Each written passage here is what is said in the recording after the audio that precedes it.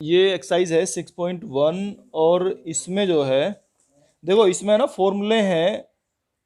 सवाल पढ़ो एक बार। इसमें कह रहा है वृत्त के क्षेत्रफल के परिवर्तन की दर। तो जिसके परिवर्तन के बारे में बात करेगा, इसने कहा वृत्त का क्षेत्रफल। तो वृत्त के क्षेत्रफल का हमें फॉर्मूला याद होना चाहिए जरूर। वृत्त का क्षेत्रफल क्या होता है बताओ? पाई आर स्क्वायर, या इसे A equal to pi R square ऐसे लिख लेंगे, एक ही बात है। ठीक है। अब ये कह रहा है इसके परिवर्तन की दर।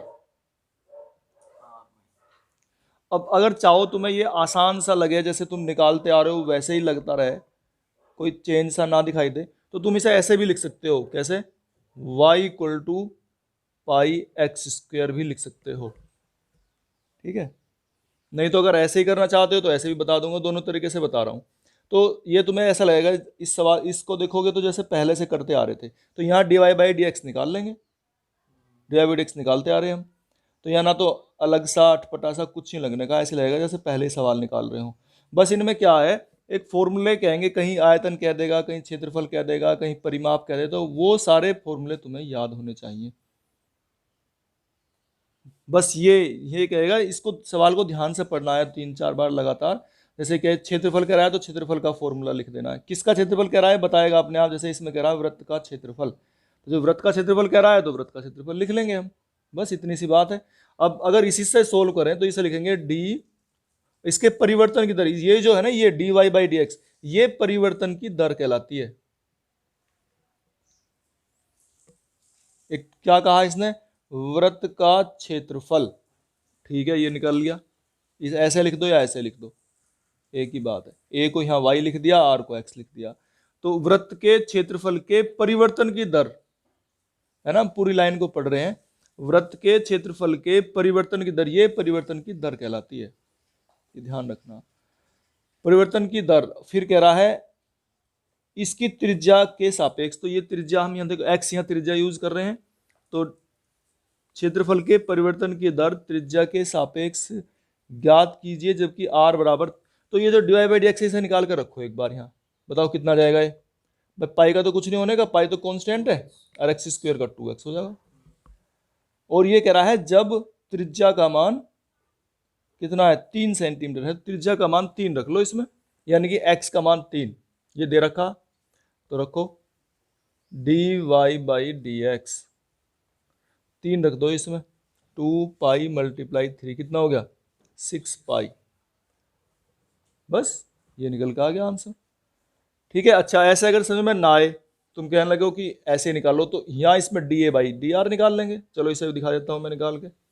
D A by D R, इसे D A by D R लिखेंगे। ऐसे भी कर सकते हो। ठीक है। तो इसका क्या करोगे, पाई का तो कुछ होने का नहीं है, आर स्क्वायर का 2r हो जाएगा, और फिर आर की वैल्यू रख दो इसमें।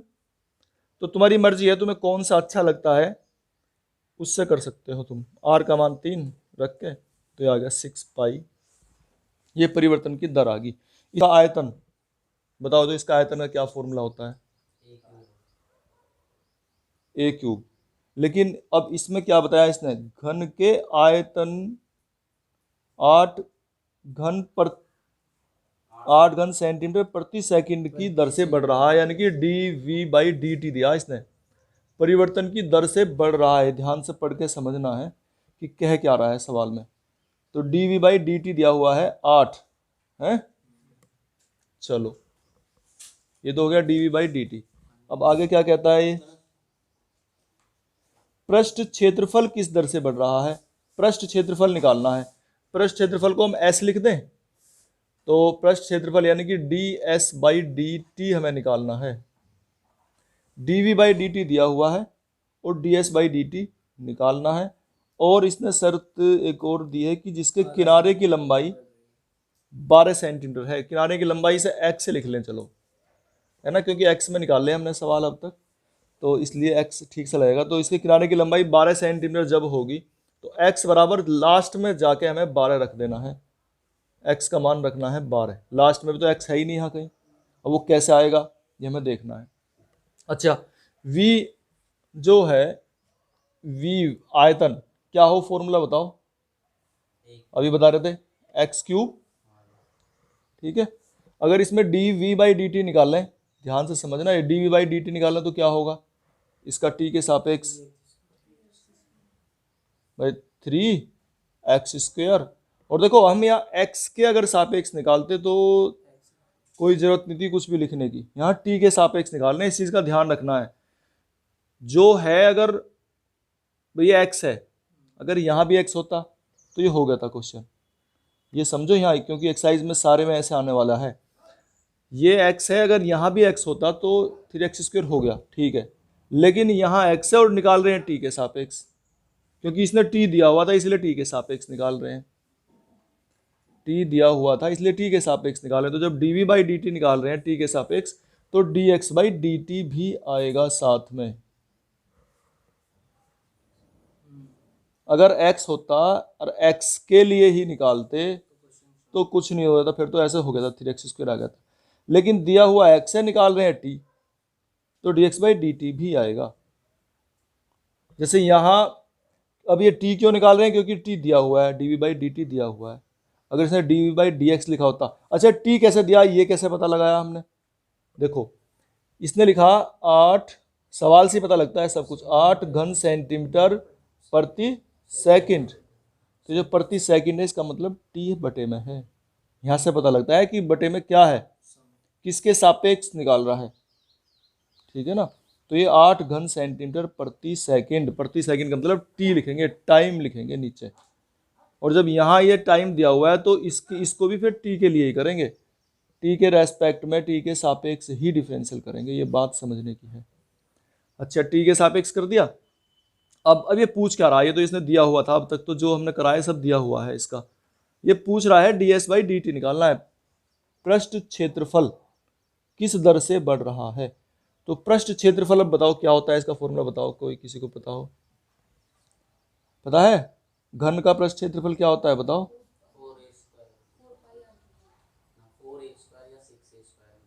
6a², यहाँ x यूज कर रहे हैं तो 6x² ये होता है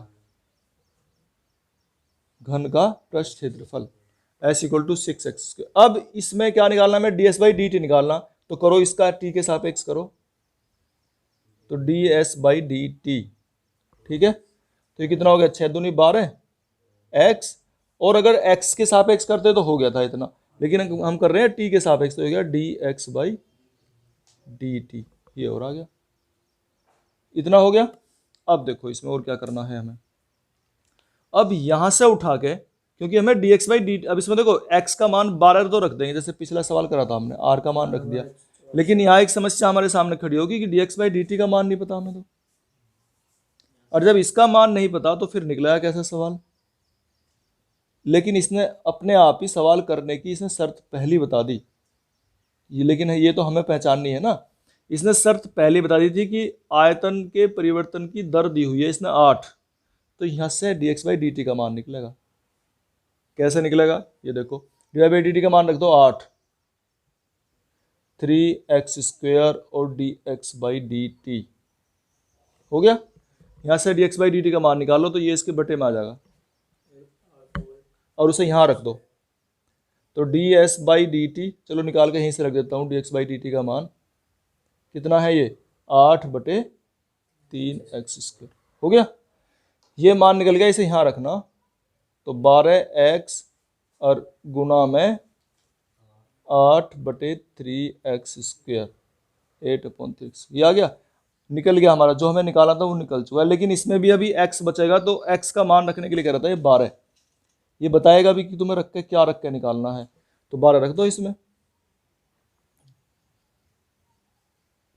एक x है तो एक x कट ही गया, तो 12 गुना 8/3 गुना में 12, इस 12 से 12 कट गया, तो ये निकल के आ गया हमारा 8/3, ये ds बाई dt निकल के आ गया, ठीक है, ये निकालना था हमें, ऐसे करना है। तो तीसरा क्वेश्चन है, तो मैं बता रहा था ना, एक एक लाइन जो है ना बिल्कुल क्लियर लिखी होती है, इसमें लिखा है वृत्त की त्रिज्या समान रूप से 3 सेंटीमीटर प्रति सेकंड की दर से बढ़ रही है, क्या बढ़ रही है, त्रिज्या, ठीक है, और D R by D T इसने लिखा है, कितना लिखा है, 3 सेंटीमीटर प्रति सेकंड लिखा है ना, तो यहां से पता लग रहा है हमें 3 सेंटीमीटर प्रति सेकंड, यहां से पता लग रहा है कि बटे में टी है, तो यहां बटे में टी लिख दिया। बदल रही है या बढ़ रही है, तो बढ़ रही है या बदल रही है का मतलब डी लगेगा, डी का मतलब डिफरेंस आ रहा है। ये डी किस लिए यूज करा जाता है, डी का मतलब है डिफरेंस आ रहा है, उसमें परिवर्तन आ रहा है, ऐसे लिखा है, सिर्फ सीधा लिखा है परिवर्तन। भाई बढ़ना घटना ये सब परिवर्तन ही तो हैं, तो इसलिए डी लिखेंगे इसे। किसके साथ घट रही बढ़ रही है, समय के साथ, ठीक है ना। इसने अपने आप के लिए लिखा है 3 सेंटीमीटर प्रति सेकंड समय के साथ बढ़ रही है, तो इसका मतलब बटे में डी टी लिख दिया। सवाल को समझो, सब कुछ उसमें दिया हुआ है। अच्छा आगे क्या कह रहा है, ज्ञात कीजिए कि वृत्त का क्षेत्रफल। अब वृत्त का क्षेत्रफल, इसके बाद लाइन शुरू होगी, वृत्त का क्षेत्रफल, तो वृत्त का क्षेत्रफल क्या हो, उसे लिखो पाई आर स्क्वायर। फिर ये पूछ रहा है वृत्त का क्षेत्रफल किस दर से बढ़ रहा है, तो ठीक है, किस दर से बढ़ रहा है निकाल लो, D A by D R निकालना है, D A by D T निकालना है, तो निकाल लो D A by D T, कितना पाई, तो पाई है ही, और ये 2r हो गया। लेकिन साथ में क्या आएगा, अगर r निकालते तो ठीक था, r निकालते तो यहीं तक हो गया था काम, लेकिन हम तो यहाँ t में निकालने हैं, t के साथ, समय के साथ परिवर्तन निकालना है, तो जब समय के साथ निकाल रहे हैं तो D R by D T भी जरूर आएगा। बस इतना तो करना था। अब इसमें कहा है इसने कि r का मान कितना रखना है, r इक्वल टू कितना दिया, 10, ठीक है, तो रखो इसमें, देखो 2 पाई तो पाई है ही, r का मान 10 और D R by D T का मान 3, सब कुछ दिया हुआ है इसने तो अपने आप ही, तो 3 दूनी 6 ढाई 60, ये लो। क्वेश्चन नंबर 4, 5 कहाँ कर रखा, ये और ये क्वेश्चन,